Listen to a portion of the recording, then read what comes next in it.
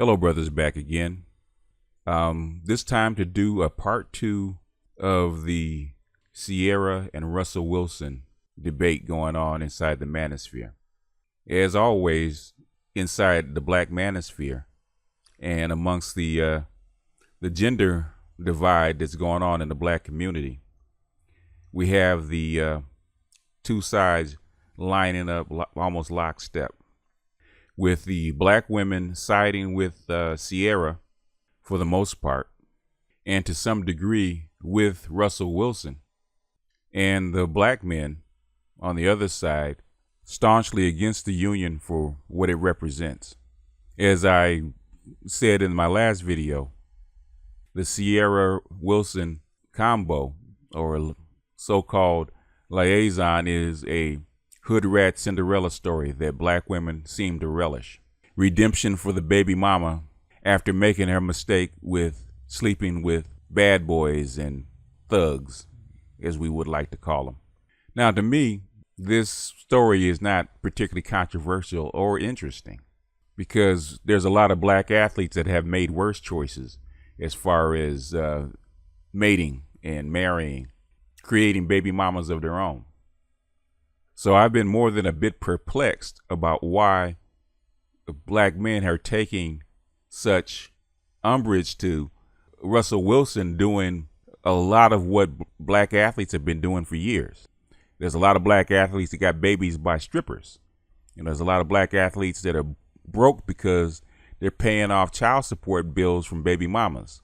So why is this story about Russell Wilson hooking up with Ciara so bothering to black men, and also so joyous to black women?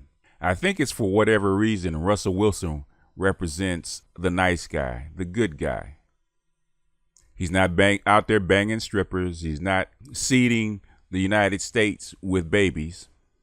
You don't see him hanging out at stripper bars making it rain. Comes from a 2-parent household. Speaks the King's English very well. A college graduate and all that. So he would be classified, even though he's an athlete and would be considered an alpha male, the top tier educated lame, the representative of the nerd culture back in high school and maybe even college. Even though he had girlfriends in high school and he was the all-state quarterback, which would tend to not hold to that particular narrative. But that being said, I decided to take another look at it and analyze not the situation, but analyze the reasons for the emotion on both sides behind it. Why does the Russell Wilson Ciara story invoke such heated emotion and passion in the black community on both sides? Why do the black women consider Ciara as the fallen angel and Russell Wilson the redemptive savior? That white knight in shining armor that picks up the so-called damsel in distress after the thug has thrown her in the mud. Why do black men consider Ciara a hoe and a slut and a low-class hoochie mama that made the mistake that a lot of black girls in her position make by sleeping with the rapper Bad Boy? And Russell Wilson playing the role of a Captain Save-A-Ho, swooping in like a super simp and rescuing this baby mama from her fate, thus selling out all the good men that he represents. So after looking at a lot of these videos and hearing the discussion from both sides and being fairly neutral about the subject one way or the other, I decided that I was going to look at it from a different angle. I was going to look at it from more the IBMOR MGTOW angle, the red pill angle. And we're going to look deeper into the social sexual dynamics that the sexual market value or sexual marketplace holds, and why that emotion rises up amongst the men and the women. This is going to be my particular interpretation of it, and we're going to do this not from moral place or a morality place or who's right and wrong, but simply from the sexual marketplace and the sexual market economics that the red pill and game shows about this particular kind of relationship. When we do it that way, it becomes a little clearer, not the end all and be all answer to everything, but a little bit clearer. So we're going to do this Black Gnostic style. We're going to bring in a little red pill language. We're going to bring in some charts. We're going to look at it from a neutral, pragmatic point. I'm not going to take sides. We're going to do it in a cold, calculating manner and see why the emotion from both sides makes sense from their perspective and from their own particular biological value system. Because when I thought of it that way, it made perfect sense. It made perfect sense from both sides. And men and women were reacting exactly as these particular red pill charts and diagrams say that they should and say that they would. It's about maximizing their position from their biological standpoint. So this is the intro, and we're going to get into it. I don't know how many parts it's going to take. Hopefully just one. Hopefully just one. And, you know, if the people looking at this will stay to the end, we may be able to shed a little bit of light on this. Like a great philosopher once said, don't curse the darkness, light a candle. Now, to start off, we have to get some of the basics out of the way. We have to set a baseline of what makes men and women attractive to each other based on their own biological makeup and their own biological needs. What makes a woman attractive to a man is far more simple than what makes a man attractive to a woman. Women are attractive to a man based primarily on her looks, her youth, and her beauty, because basically she's a vessel for a man's seed. So his biological urge, his biological is filtered through the way she looks, her youth, and her beauty. Her loyalty, virtue, and personality do factor in, but at a lesser level. So that can be represented by the attractiveness scale with a 10 on the top, which is stunning, all the way down to the grotesque, which is a 1. And where women lie within that scale is different for each man. Now, what makes a man attracted to a woman is far more complex because her needs are more complex. Her biological imperative is to find material and ensure the survivability of her offspring. So what she needs from a man is more than just genetic material. So women follow what the red pill guys call a hypergamous strategy. Hypergamy is the strategy, but what are the goals? There are 3 impulses which drive women to do what they do. The first is have sex with the best available male. The purpose of this is so that her children have the best genetics possible and thus the best chance of surviving and thriving. The second is protection. Women and their children need protection from hostile males and from natural threats. Women want a man who will keep her safe and, even more important, make her feel safe. And the third is provision. A woman wants a man who will be able to provide for her and her children. The more resources available to her and her children, the healthier they will be and the better their chance of survival. So whereas a man needs the best vessel for his seed, his offspring, which is represented in her physicality or her looks, youth, and beauty, a woman's imperative is far more complex because she needs more. This scale was developed for men by Donald Graham. He calls it the lamp scale. And his 5 factors are looks, athleticism, which come under appearance, which is genetics, personality, which is power, the man's ability to protect and also provide within an environment. And the last 2 are money and status, which could be described as resources and influence. As we call it in the black community, swag. Now, turd flinging monkey on the MGTOW channels simplified this particular scale into 4 and ranked them. He ranked them for more of a post-industrial society that we live in. Now, his 4 are wealth, looks, attitude, and personality. Wealth for resources. Looks is obvious, which is genetics. Attitude, which confers status and power. And the last one is personality. And for the women, it was youth, beauty, virtue or loyalty, and then the last one was personality.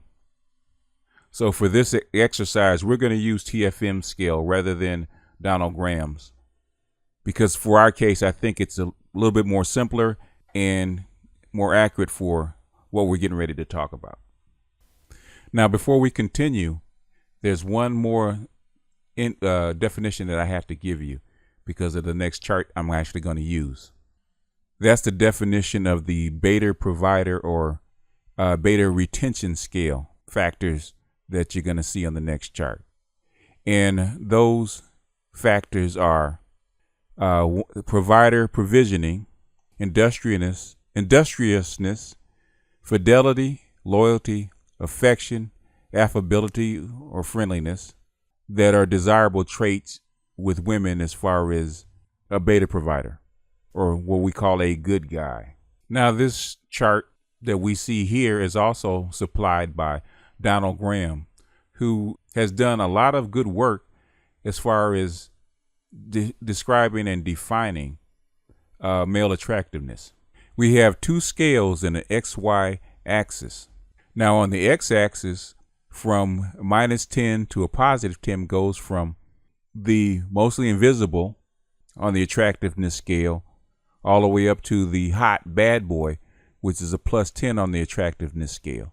And on the vertical axis, or the y-axis scale, we have the mostly invisible or the useless guy at the bottom, along with the bad boy or the cad at the bottom that don't have any of the retention attributes, all the way up to the beta orbiter or the friend, the guy that gets put in the friend zone, and the ideal man, which is the combination of the attractive bad boy and the beta provisioner. Now, as Mr. Graham says, this is not a hard-coded. All men have a mixture of these 4 along the scale somewhere. And the scales are only a matter of degrees. Where all women are looking for the ideal man in blue in the upper quadrant, women like men make compromises depending on their circumstances and what they actually need.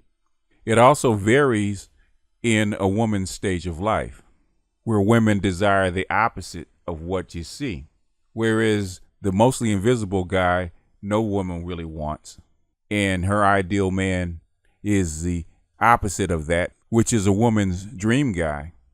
The same thing can be said about the bad boy and the beta orbiter.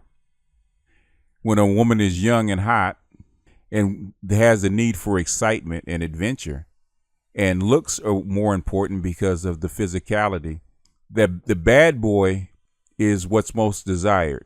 Now, as a woman ages and she gets closer to what we call the wall, like in her late 20s or 30s, her desires start to float upward, and it's less about the alpha scale and more about the provisioning scale, which is what the beta orbiter actually provides. So the good guy or the nice guy, the nerd or the educated lame, who's the beta orbiter, when she's young, as she progresses up the chart and she needs provisioning and providing because she needs that for her young, she goes closer to what the beta orbiter provides. She goes up the scale in the provisioning scale and the retention scale.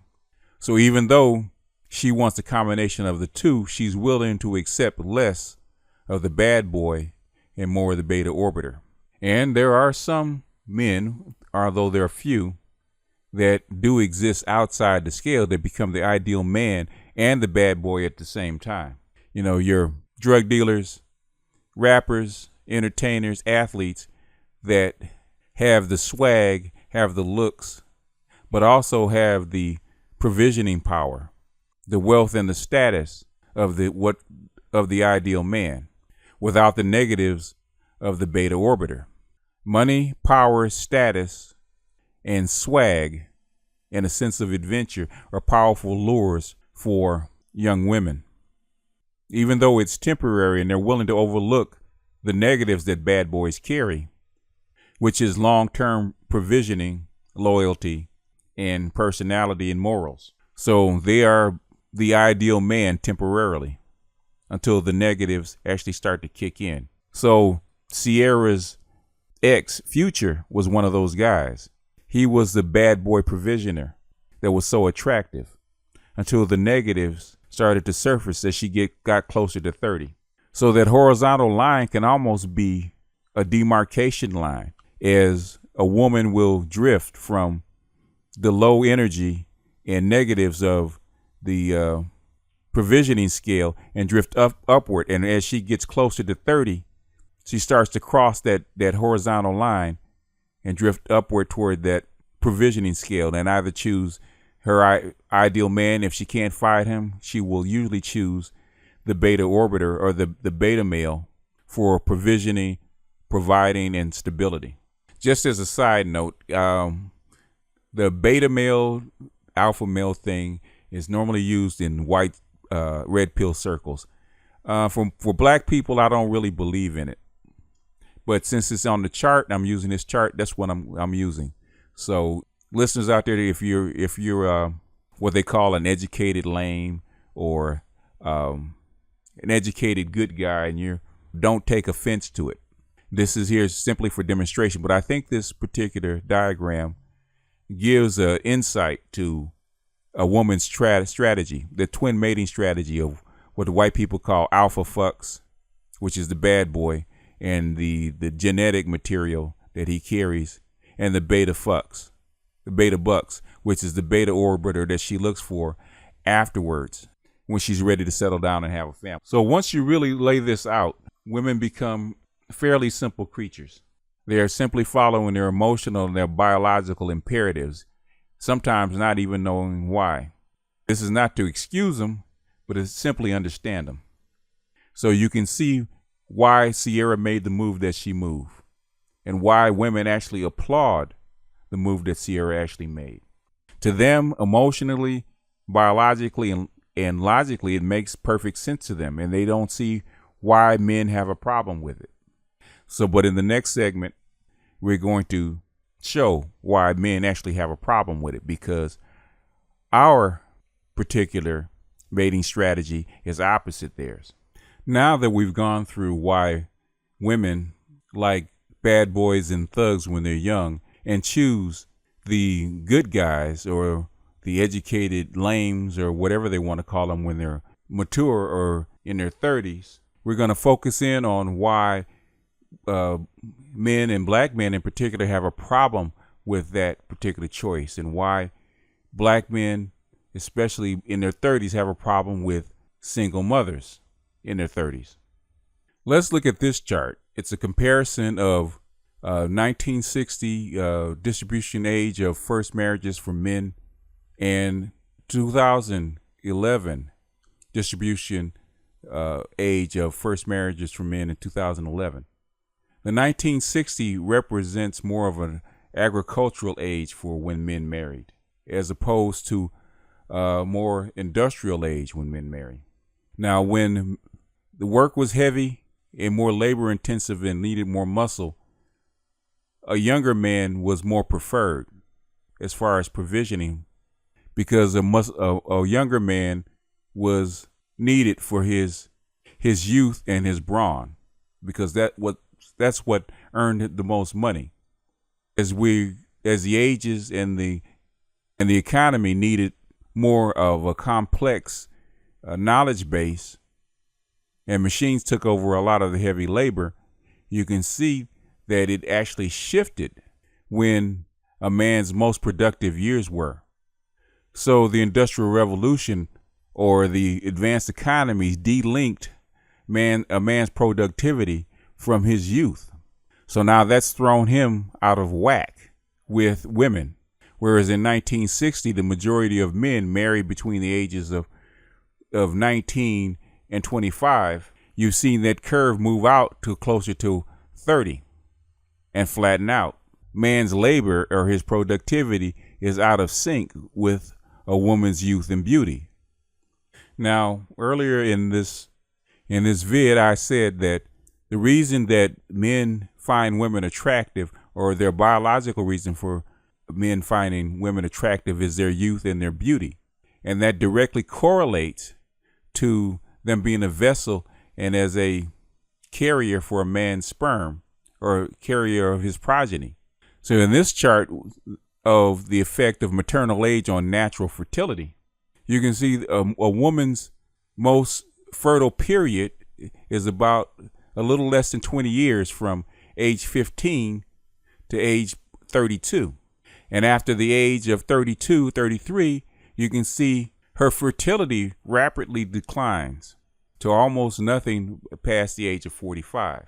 So if we take that and expand upon it, when is a woman's most valuable period or most desirable period in her life for a man? It's between the ages of 15 and 35, right? Past that, she starts to hit her reproductive wall, and her reproductive value, her fertility value, goes down. So a woman's most valuable period in her life, desirable period in her life, is between the ages of 15 and 35. Keep that in mind, because we're going to come back to this later. In this slide, you can see the sexual market value curves that have been made the rounds and been made famous by Rollo Tomasi of The Rational Male. It shows the peak period of the value of men and women. And you can see that peak period of value of a woman corresponds almost precisely with her fertility chart. Also in this chart, you can see that a man's peak value, his most valuable years are after that, coming right at the age of 30 and extending out basically to the age of about 50.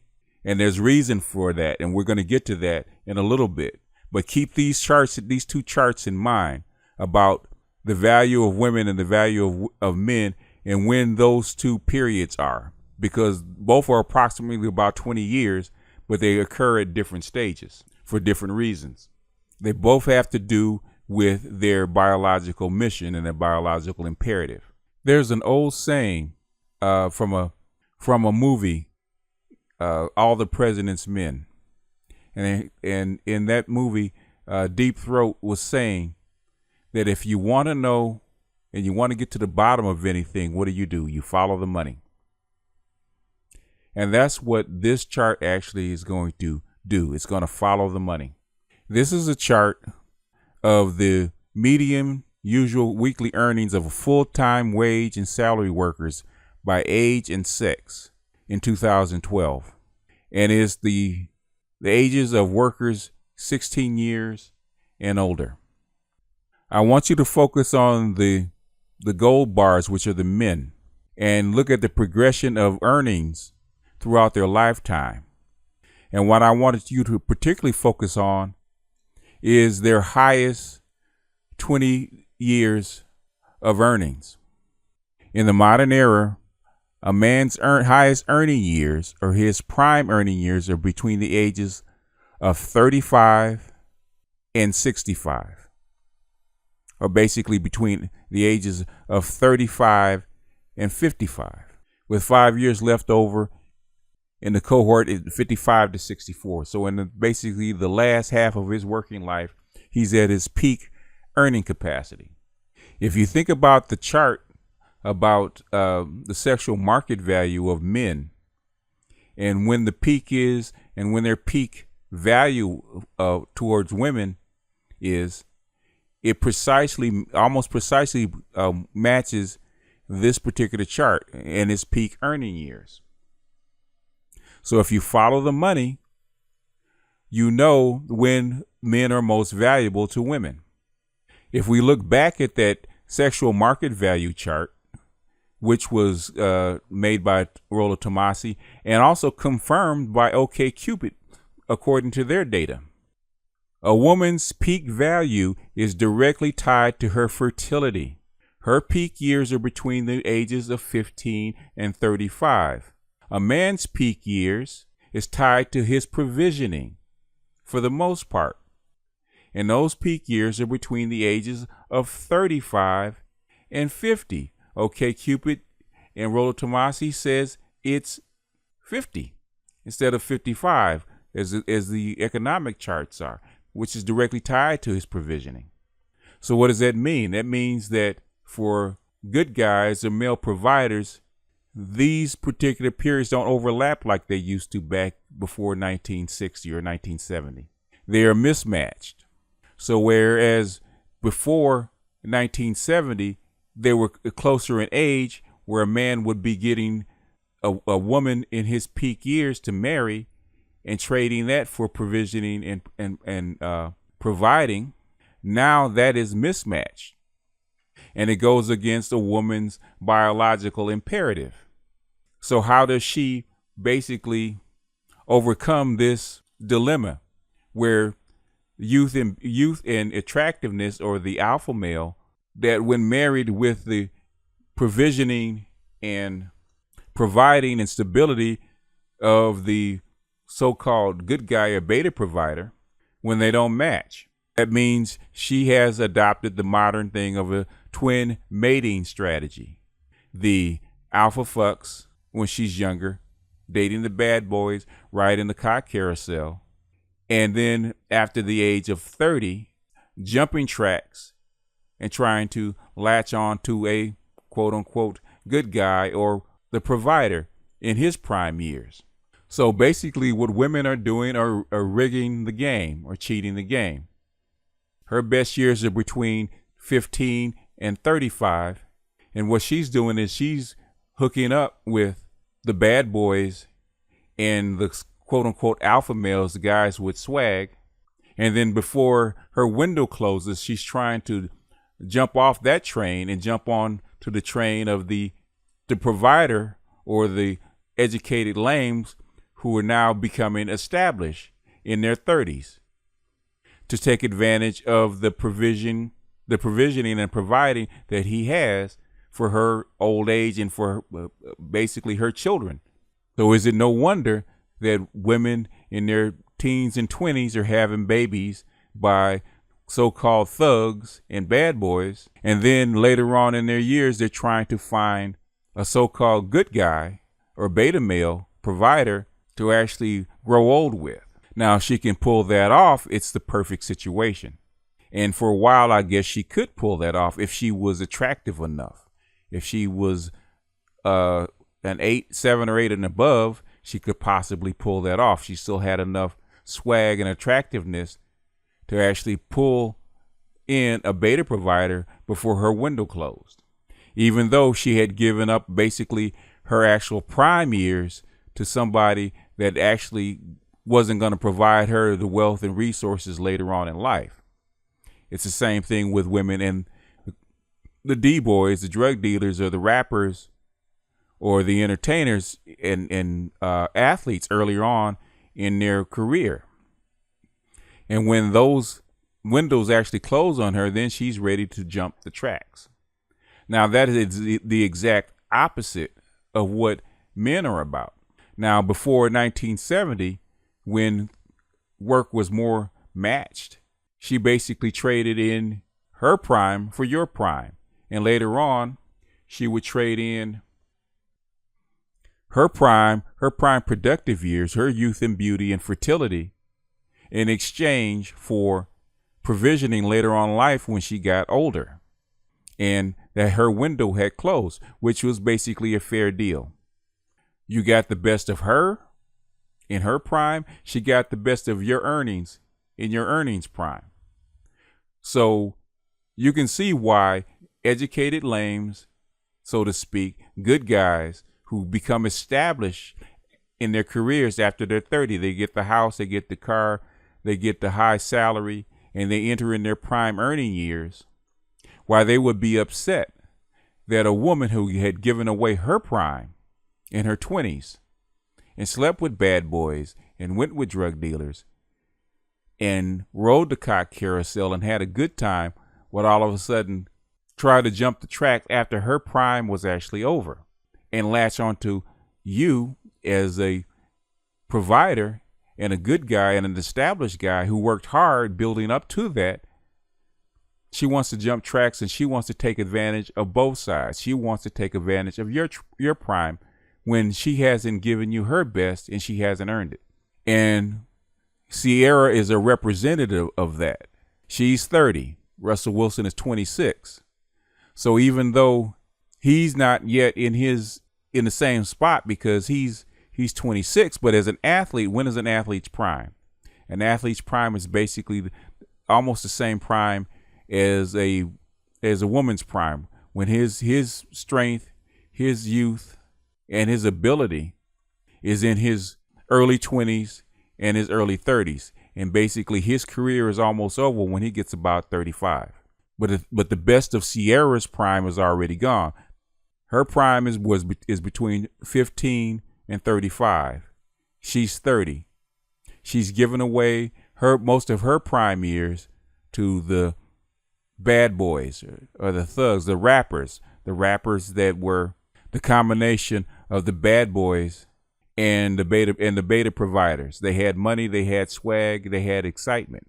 But the negatives of being with a bad boy that she saw with Future, having a baby and having that man at home to basically provide not only wealth and material, but also stability and morals. She's 30 now. She's looking for that. And why the men are getting upset is because she's cheating the game.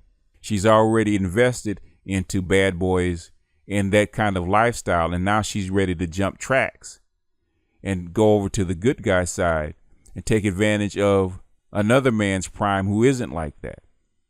So I can understand men thinking that she's cheating. She's had a baby out of wedlock. She's rode the carousel and she's getting with a guy that is the exact opposite of that, who is in his provisioning prime as an athlete.